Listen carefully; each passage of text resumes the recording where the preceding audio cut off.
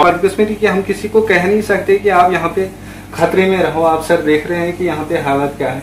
ये panel board है और मानो ये पावर का कमरा है, यहाँ पे कुछ भी हो सकता है एक मुलाजिम के साथ। सर बदकिस्मती ये है कि हम यहाँ पे 24 घंटे नहीं गुजार सकते हैं, क्योंकि ये मोटर रूम है, ऑपरेटिंग रूम है। यहाँ पे सर ऑपरेट होता है, यहाँ पे पूरा इलेक्ट्रिसिटी चलती है।